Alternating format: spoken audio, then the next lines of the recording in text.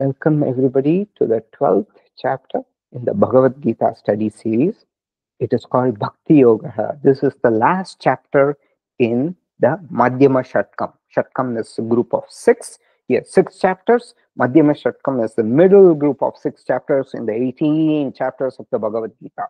So we are talking about chapters 7 through 12.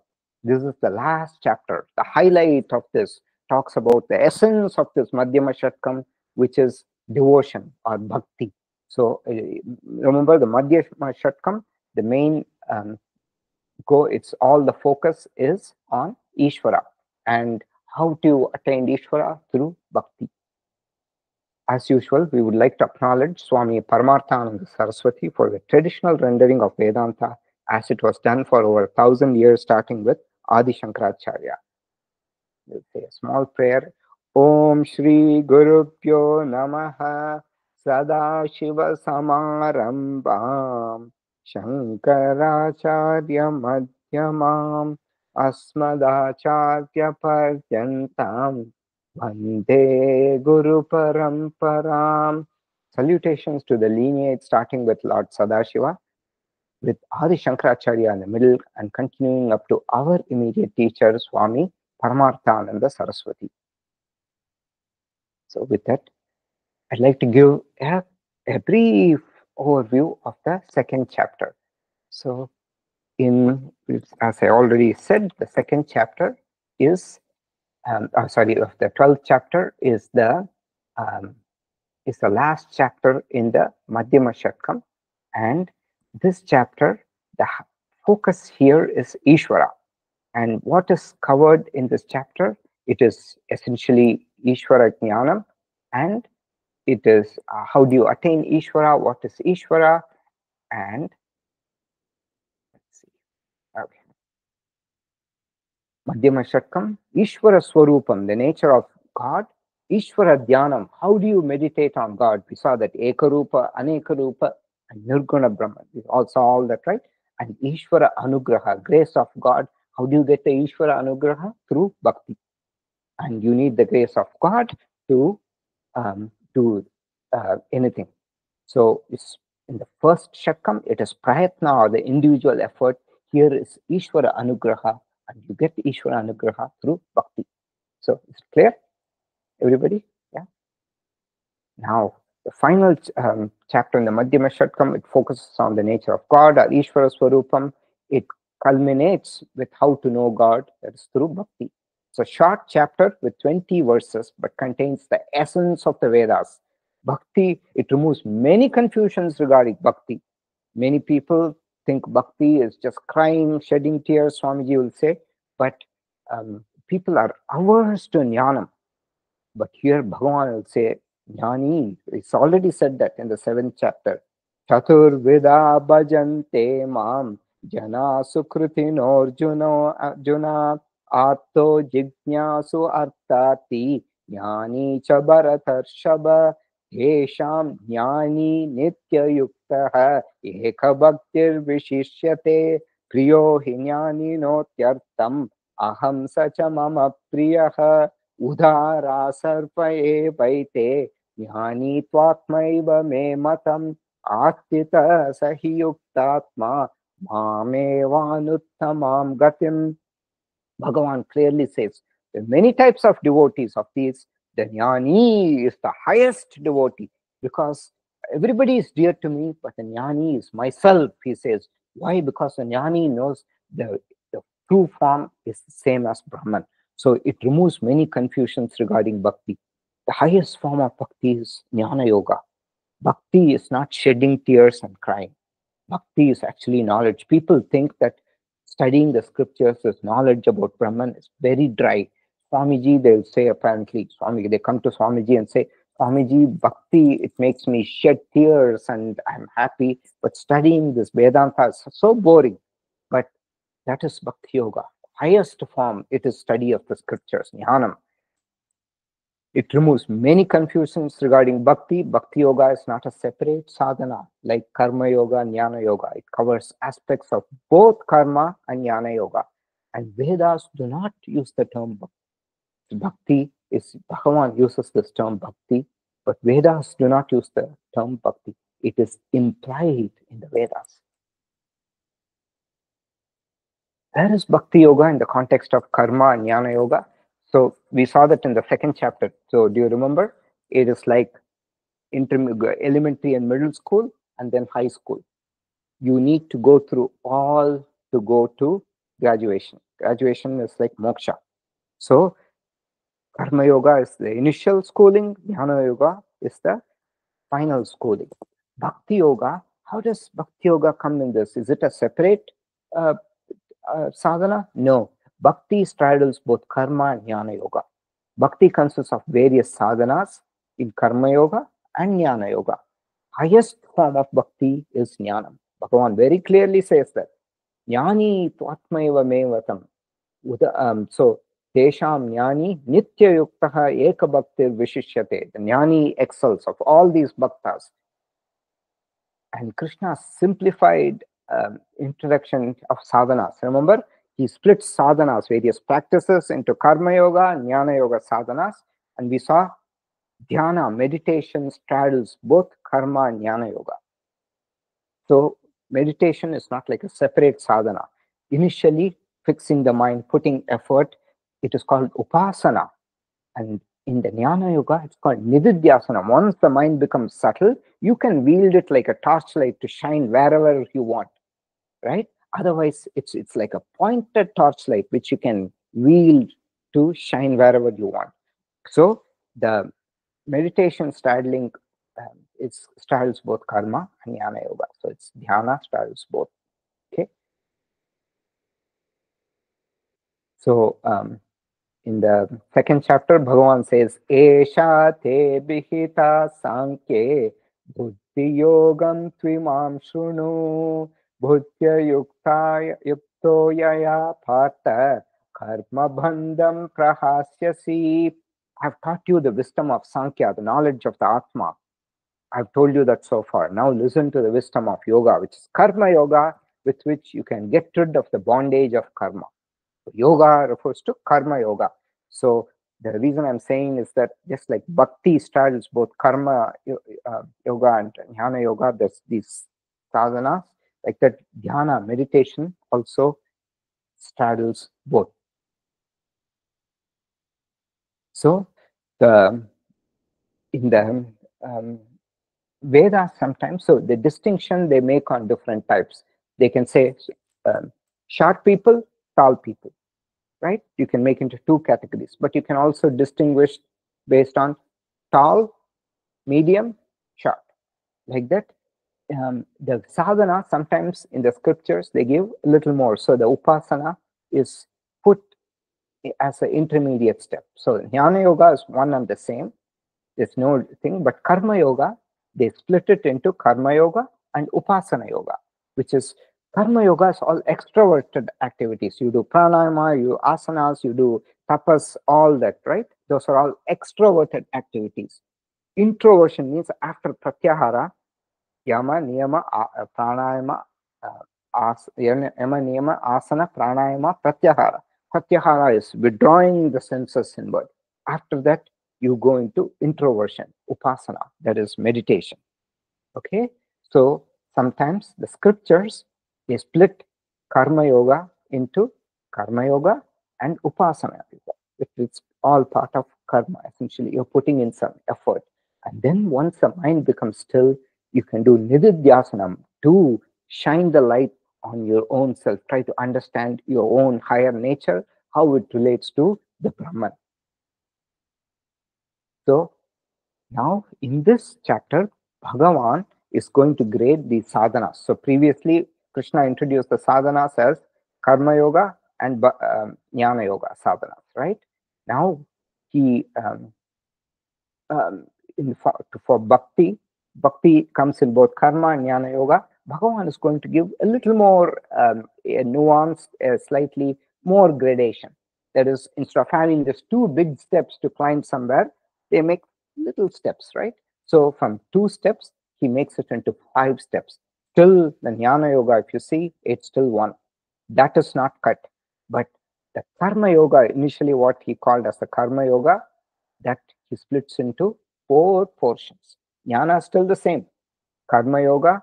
So from Karma Yoga in the Upanishads or some of these scriptures, they split Karma Yoga into Karma Yoga and Upasana Yoga.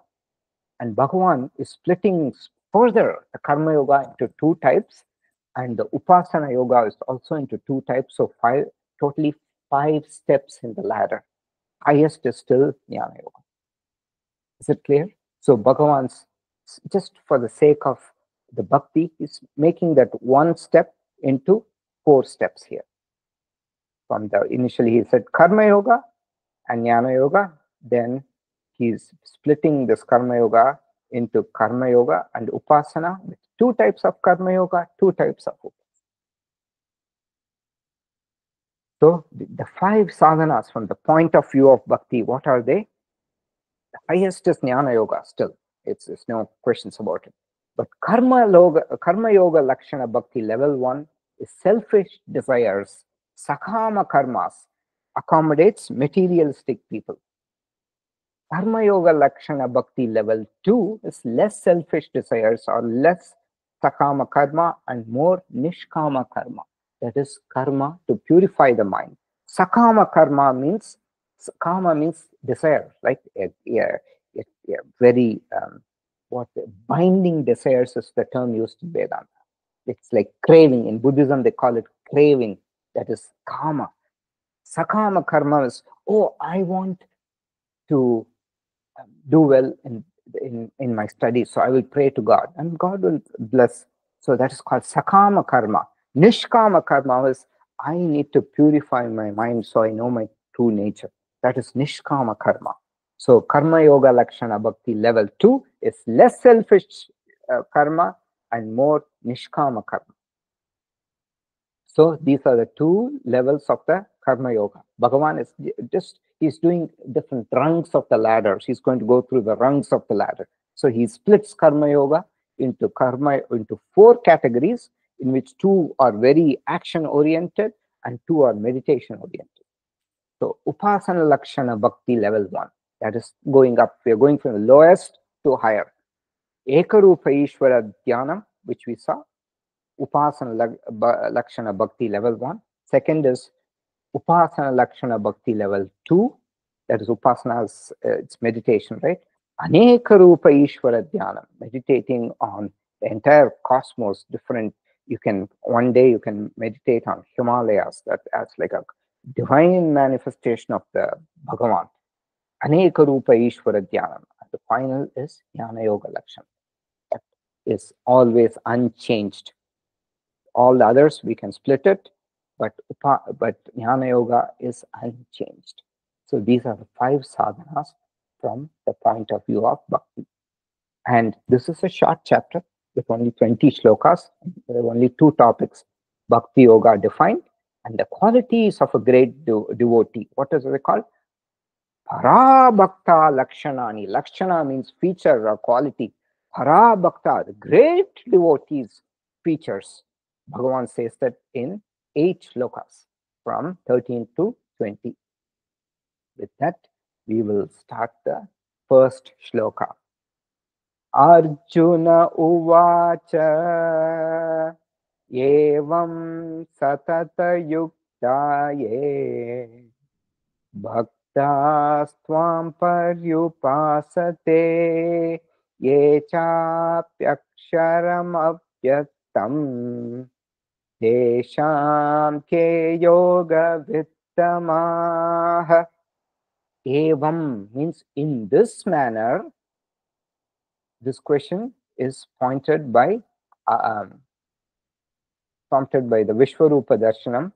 Okay, Arjuna said, in this manner, Satata Yukta, of those devotees, Satata Yukta, ever steadfast devotees, Bhaktaha, Tvam Paryupasate, who worship you, who meditate on you, and Yecha api, and then of those Aksharam Avyaktam Paryupasate, those who meditate on the Nirguna. Aksharam Avyaktam means Avyaktam is unmanifested, Aksharam undestroyable, unmanifested, imperishable, unmanifested form, tesham, of the two, ke yoga vittamaha, who is the better versed in yoga? So, in this manner, of those devotees who ever steadfast meditate on you, and then of those who meditate on the imperishable, unmanifest, who is better in yoga? So, this is prompted by the Vishwarupa Darshana. The chapter begins with a question. This entire chapter is with a question from Arjuna on the previous teaching. Such a question is called Anuprashnaha. Prashna means independent question. Anuprashna, anu means follow. So any question which follows previous teaching means based on the previous teaching, it's called Anuprashnaha. So this is a question based on the previous chapter. So we saw the last shloka of the previous chapter. It's the bija shloka for this chapter. So in this question, Arjuna asks, Saguna Bhakta is superior or Nirguna Bhakta is superior? And Saguna Bhakta consists of two types, right? What are the two types of Saguna Bhaktas? We saw that, right? Saguna means with attributes, one who worships God with attributes. What are the two types of Saguna Bhakta, or what are the two ways in which God can be worshipped, or the two forms of God? Anybody wants to say?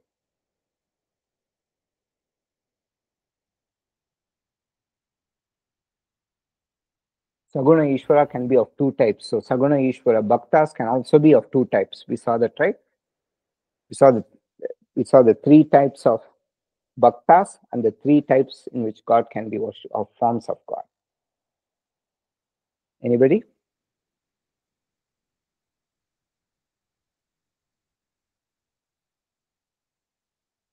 Saguna means with form. So what are the three forms of God in which God can be worshipped? Three forms. We saw that in the question and answers.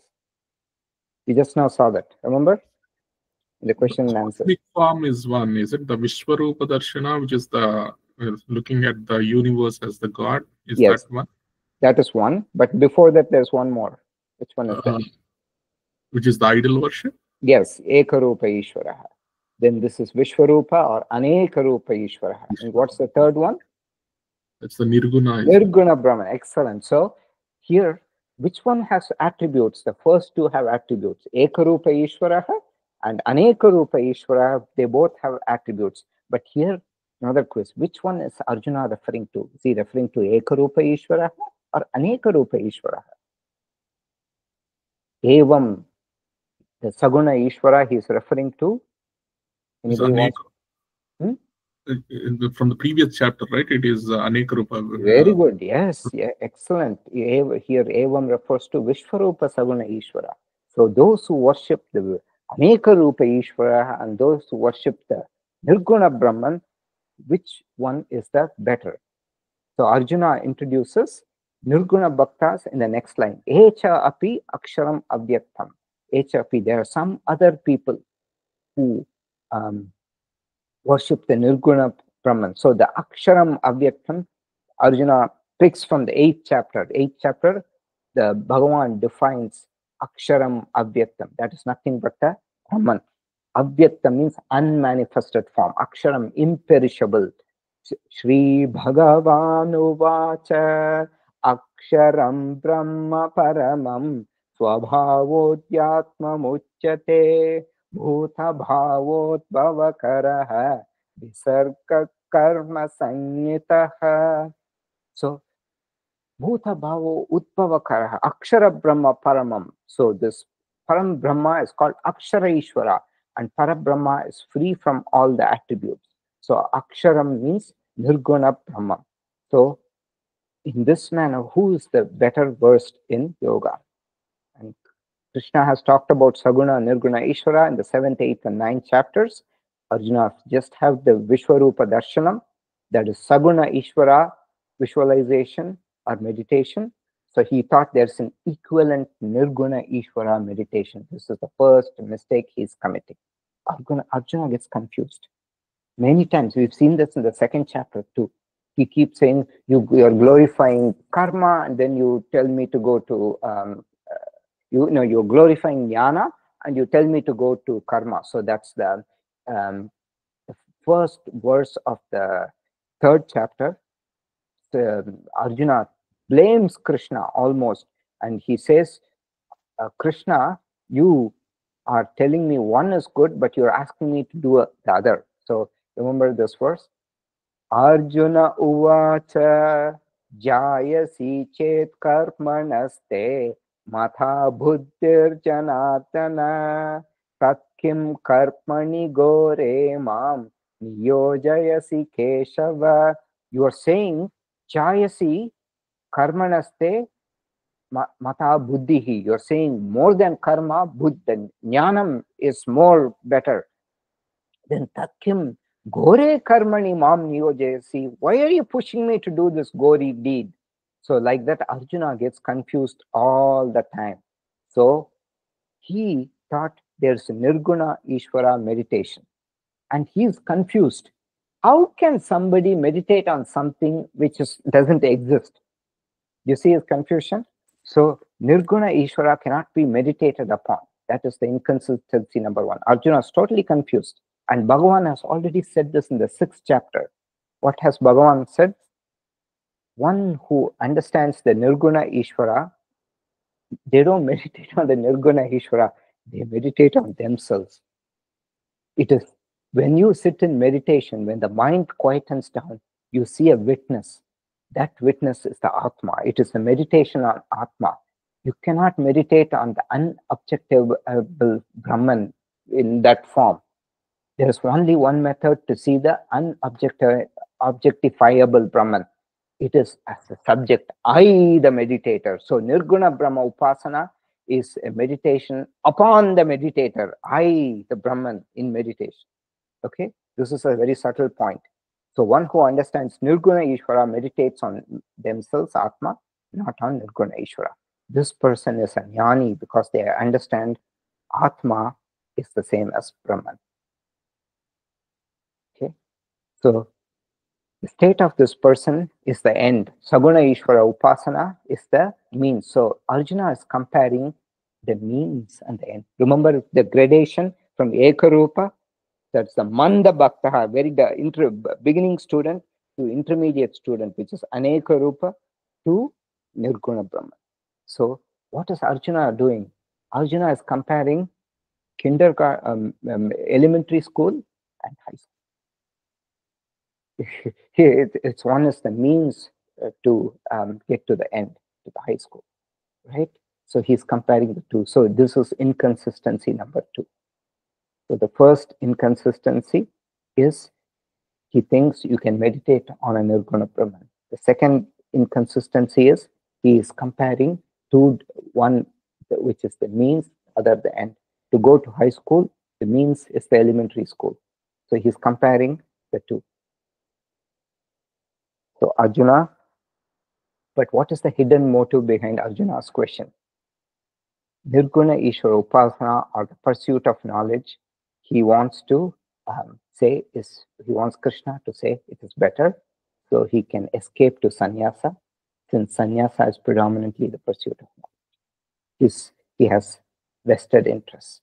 Every chapter he asks the question which has the ulterior motive. Previously, we just saw that you're telling me that buddhi is jnana is better, but you're asking me to commit this gory deed. 3rd chapter, first question. Then 5th chapter, first question. Sannyasam karpanam Krishna punaryogam cha samshasi yachhreyayetayor ekam tanme bruhis sunishchitam. You are saying karmanam sannyasam, renunciation of actions is better. Then you say yoga, doing actions is better. Tell me which is better. And the 6th chapter also, first question he asks, the first thing he asks is about this. Then Bhagavan says, Anashtrita karma palam karyam karma karoti yaha sasanyasi cha yogi cha niragmirna chakriyaha. Bhagavan says both are the same. So this is how Arjuna thinks.